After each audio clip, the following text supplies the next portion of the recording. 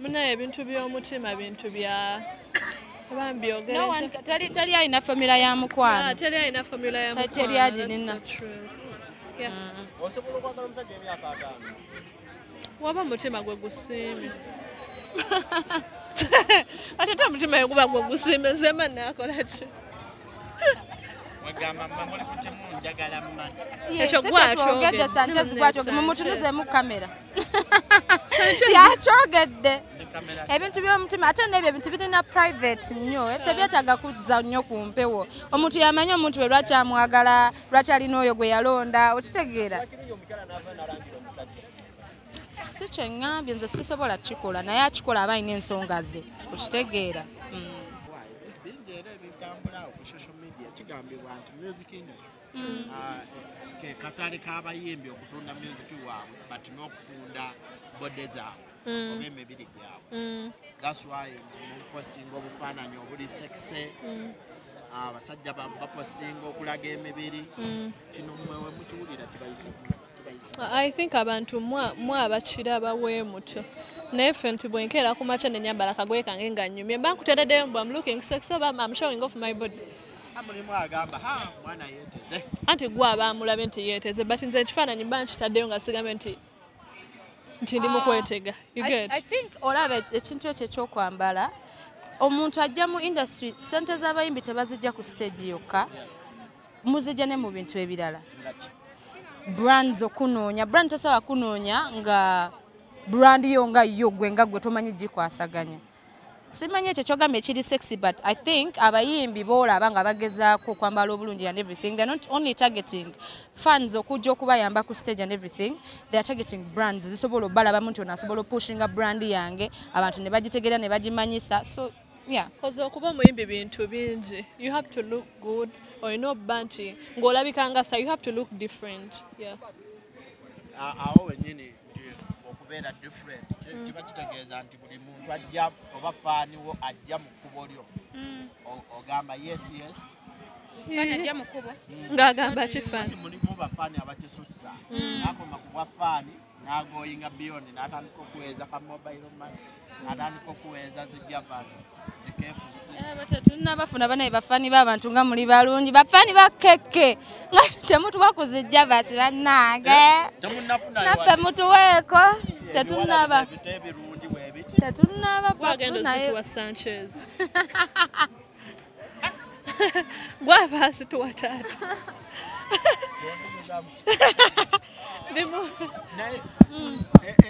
question yange nti bafaani bano batuuka ekiseera n'alaba for example Kataleya and Kandle nga bali beautiful. Yes. N'agamba nti njagalako omu atandika omuweereza obulabo n'amutuusa n'ennyumba w'abeera. Bannaye bafaani beeyo nga muli bulala. Bafaani bali bulala. For example, good example njiweera ku bamera artist. For example Bruno olaba music we yeetoolera awo ku bakyala. Bruno ke still naye kintu kyekimu mu abayimbi kino mubiwulira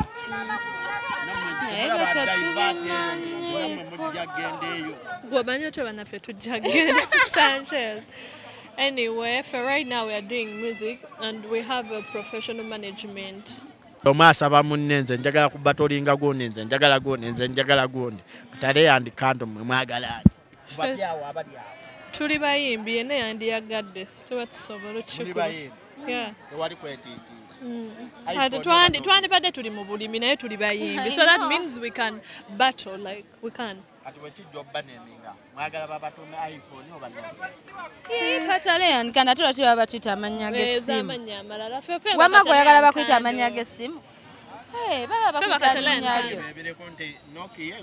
Anti buli omu alina ky'ayagala naye ffe yeffe ba Kataleya and Kandle. That's our brand, so we move with it, Kataleya and Kandle. Muli ready? Ani gwe mugamba nti oyo Wali bwe wandyagadde gwe nga gwe. Ndabawo bangi. Baani mukwano? Eba Jasmine mumugatta. Jasmine musobola omukubaawo.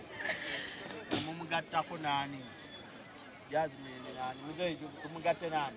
Bamutunuzeemu kamera. Omuyimbi wange. Nina Rose. Tuli bayimbi so bato mutegeerera wali eri ani aba ajuze munne but tuli bayimbi. Friday with the Mali team. Team, what do you mean? Team bonna. Bonna tetusoboka. Ola naye naffe tuli babiri. Omuwaase n'omulala wammaanyi. Kati tola nti temusobola kuwagira. Tula nti tuli babiri omu bwadde no twali tutikka layini. Twali tutolaba. Olaba. Naye bambi bonna twagala obbeebaza energy gye baateekamu because no one was weaker than the other, so everyone yateekamu amaanyi. They set the table so high. Yeah, you get it. Ate abantu bonna baaliyo otegeera, so we are so happy for them bambi. Gwe mukulaba okwangu Cindy kike yasukulumyako kwoli ne Shubati ke yasukulumyako kwoli. Obuzibu saali, yeah, that's the problem. Social media list obeera. Siri muntu wa social media. We picked a leaf from every buli omu kyesigenda kwogera. Naye ky'obamanya they set the table so high nti tulina okukola ennyo ffe nga ffe okufuuka nti tutuuka ekiseera nga naffe tusobola oyita abo abantu tekibangawo wali okirabyeko abo abantu abaali awo bonna tulina okukola nnyo tukole tubasinge nako okitegeera. Me, I'm so proud of them because really industry all the time mubadde mulabanga abasajja be babadde nga on top naye okulaba nti abakazi bazze ne bakwatagana babiri ne bajjuza kololo. It means a lot. So we are so happy. So should we say that in the music industry the future is female? Of course. The future is artists. Buli omu yenna akola okitegeera. Because buli omu ateekamu amaanyi. Tubalabangako ku federation ebbanga lyetubaddewo. Tekyatuukawo. Oba mukyetegereza nsonga. Ekyo kituufu. Tukyetegereza. Federation egenda mu myezi 6. Tukyetegereza. Ensonga za federation ezo bagenda otandika federation twali tetuliiwo, we were not in the country. Bwe twakomawo they had reached out to the management naye netugamba tulindemuko katono management. So yeah. Ekyetegereza. So management wena amala okwetegereza nga muyingira. Tulumbirawo. Abantu nga bajikuba kufiirawo. Enti. Byekola tebabitegeera. Tetuyinza mmanya ate tetutuukangayo. That's the problem. Tetutuukangayo. Mwanji? Ekyokuddamu ebibuuzo kyonkiraba okimasteries. Gwe mwogezi w'oli. Afene twogerera naye ayogera. Musobola okuddawo ne mwenyiiza. Ne mukikola muto okubeera nga musobola okuddawo okubeera nga mukola wamu. Era ddala naffe tuli bantu. Tetubaako n'ebitunyiiza nti olunsanyiriza nange ne mmunyiiza but we always sit down ne tubigonjoola. Because okusookera ddala nga tetunayingira music industry eno sigamba nti management yafuna nefuna ne Kandle ne batugatta tubeere duo. We have been friends for a long time. So twetegeera amanya ddi nga anyiize, amanya ddi nga nnyiize. So we always sit down ne tubyogerako. Because tukyali ffenna like for the longest. Yes, sir. Mubadde mukyusakyusa background managers from Repad to Navit to Gwen to Navit to Repad. Buzibu buli luddawa. Bayimbi oba Anti ffe tuli bayimbi ekyo oba osobola okwogerako ne management. Ffenna tuli bakozi, we are tuli all bakozi. employees, we are all employed. So kati kiringa gwe kumulimukera kumachanga mukozi munno tomulaba okitegeera olina kusigala kola kyolina kukola. So yensonga gana ntwala ku management obabuuzeeko bajja kuwa ansa entuufu. But nammwe mubaako omuntu gw'ogamba nti ono ya banna bonna be tubadde nabo nali favorite. Anti tuli bakozi naffe munnange tuli bakozi nga bwe tugambe naffe tuli bakozi ffe baani. Naye ate muli ba stakeholders. Management yekimala Ojja buuza ku management baba alina ensonga nti omuntu ayinza obba nga yasinga bicu kinene ne bafunamu ensonga zaabwe. So oba osobola okwogera ne management yawe nekunnyonnyola. N'olulala wabaawo ekyentungo abayimbi be bagambye gundi oyo mukyuse enneeyisa ye Ffe management yaffe eri professional tuli bakozi buli omu mukozi wali it's a team ti buli muntu mukozi. So yeah. munengeriza musowaani ya bosi Nedda taata. ekyo tebakikola. Usanga mu music industry challenges tusooka muzituddiremuko. Challenges ezisinkana mu music industry muno. We've never felt like we want to give up kubanga kino twatusabira okutuuka waneeno. These are prayers answered. Buli mulimu gulina challenges zaagwo. Olusookera ng'owulira bannaye nedda okitegeera, but tetunafuna kintu kitwesittaza mutima kugamba nti bannange nedda okuyimba kuntamye. Buli mulimu gubeera ne challenges mweziri, but we can bear them. Era tuzisobola ntukera ku macha ne tweyimusa ate tulina babiri kituyamba. Omu wabaako oyo omulala akwatako munne ku mukono namugamba omanyi, this is what we signed up for, yimuka tugende okitegeera. Ebagamba Freedom City yaddi oba Lugogo. Banange ekibuuzo ekyo bakitubuuza nnyo, but the fact that mukitubuuza kituzaamu amaanyi kubanga kiraga nti mutulabamu potential, kiraga nti mulaba nti music alina gy'alaga. Anytime kiyinza okubaawo enkya, kiyinza okubaawo omwaka ogujja, tomanya. And Uganda ene surprising nnyo, but Katonda atusasire tubeere we kituukira nga tuli ready, nga twetegese bakuba omuziki. Okay. Management yammwe ekyasayininga abayimbi abalala oba yakoma ku mmwe? Tuli mu record label. Record label ebeeramu abayimbi ab'enjawulo, so abayimbi abalala bakyajja.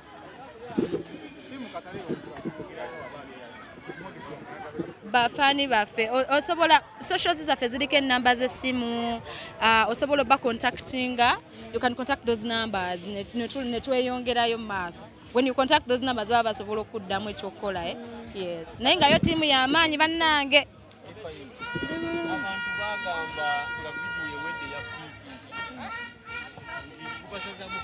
Omukiddiya bambi no Fik is our friend, era twagala omwebaza nti twakola project ennungi, but Fik is just our friend. Mukwano gwaffe. Guys, mugamba mutya? Omupiira wano gye tuli. Pozigwe. Team Kataleya and Kandle. Yeah. Keke Ami. Tulina omupiira waneeno team Kataleya and Kandle, Keke Ami ne Waiki Empire. Yeah. Tubisanya. Bayinza okuba abako. Zirina mu bbiri. Mu bbiri. Ani abatemu? Musambi waffe. Sanchez. Ayamba kale chat number. Musanvu. Wa musanvu. Iye. Sanchez. Na anedda olimba obadde tulaba bulungi. Abantu baffe tubamanyi Sanchez twesoni. Tuli bulungi mpozigwe. Kozeko. Obadde okikyaayi munange. Sobola bakyawa. Ate ow'Oluganda akyawa ab'Oluganda. Tasobola taata. Nazo obadde busy. Wata EP y'amaanyi. Tegera. Luyimba tosinga okunyumira ku EP yaffe. Ziringa 3 ennyimba. Nsaba kummenyerako. Waliwo kana akagera nsaba kumenyerana.